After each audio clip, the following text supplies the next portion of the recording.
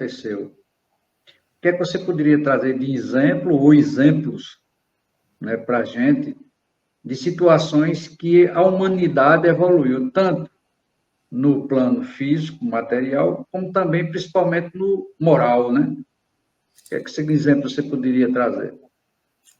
Matusalém, a gente observa, por exemplo, a própria questão das leis humanas, né?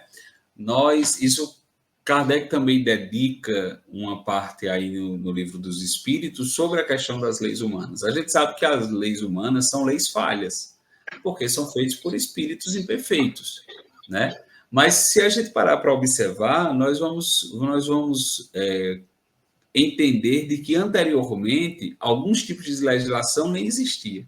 Nós vamos iniciar, por exemplo, a humanidade que começa a conviver ali em grupos e comunidades, e ali é feito o costume daquela comunidade, uma comunidade tinha um tipo de costume, outra comunidade tinha um tipo de costume, passando depois a ter um tipo de um código, uma conduta de ética ali entre aquelas pessoas, mas não existia uma legislação que dissesse o que podia e não podia. E aí a gente vai ver que a primeira legislação moral existente foi a lei mosaica. Observe que na lei mosaica nós vamos ter ainda uma humanidade muito atrasada que não tinha um limite de aonde poderia ir. Tanto é que na maioria dos mandamentos colocados, eles têm a, a palavra não, né? Não matarás, não roubarás, não adulterarás, né? Não cobiçarás, ou seja, era uma humanidade que não tinha limites, nem sabia até onde poderia ir.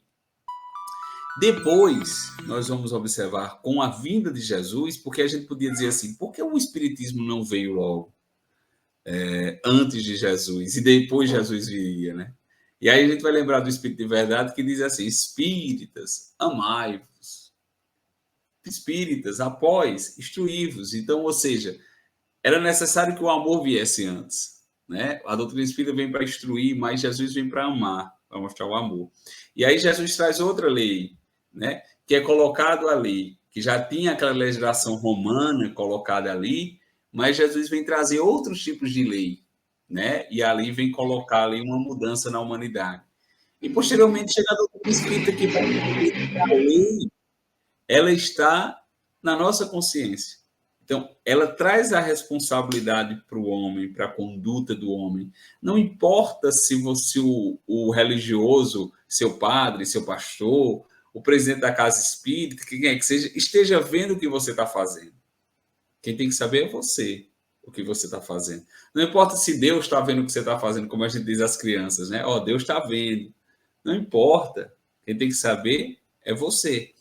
Então, a gente observa que ao longo do tempo, as leis humanas, por mais que sejam cobertas de falhas, e a gente sabe que são, mas elas já trouxeram possibilidades dos homens conviverem, de certa forma, mais pacíficos. Né? Você tem resoluções através do Código Civil, por exemplo, aqui no nosso país, o Código Penal, que vai estabelecer ali as regras daqueles que fogem da conduta. Então, eu acho que a legislação, com o caminhar do tempo, ela seja um símbolo muito claro da evolução humana, né? Que demonstra que direitos são assegurados por muitas pessoas, direitos que nunca foram respeitados e agora passam a ser respeitados.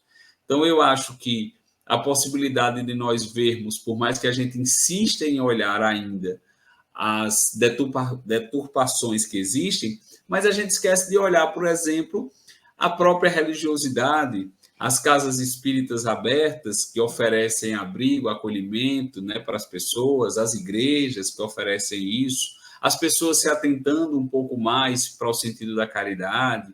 Nós vamos observar ONGs trabalhando, viajando para fora do país para auxiliar os nossos irmãos na África ou aqueles que estão sofrendo com as guerras.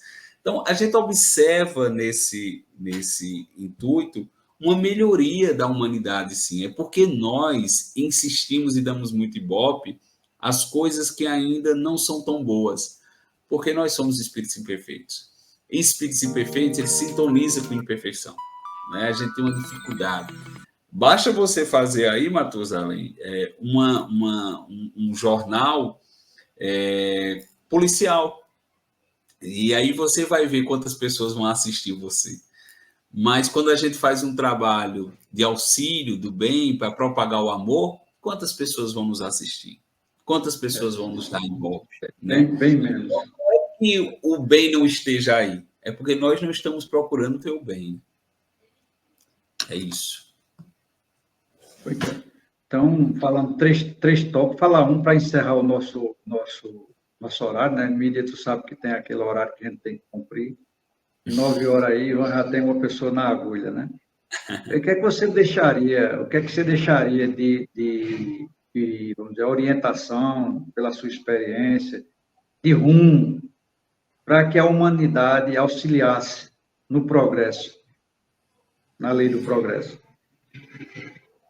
Eu acho que seguir a Jesus, o que ele nos falou, o que ele nos deixou. Como diz Chico Xavier, Jesus não nos pediu para que a gente subisse o cume ou a montanha mais alta. Ele só pediu para que nós amássemos uns aos outros. Mas, para isso, exige de nós um esforço, exige de nós uma dedicação. Mahatma Gandhi dizia: seja você a paz que você deseja ver no mundo. Tem que partir de nós, né? Olhar a nossa responsabilidade nesse processo, olhar o que nós podemos contribuir para a humanidade. Se nós quisermos uma humanidade de progresso, de melhoria, se nós quisermos sair nas ruas e observar as pessoas sendo melhores umas com as outras, sejamos nós melhores uns com os outros. Sejamos nós melhores com aqueles que estão ao nosso lado. A gente não precisa fazer grandes transformações.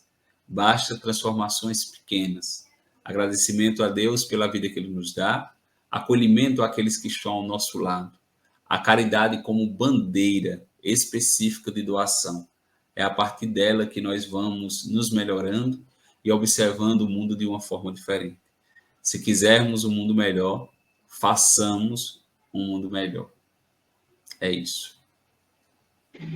É muito...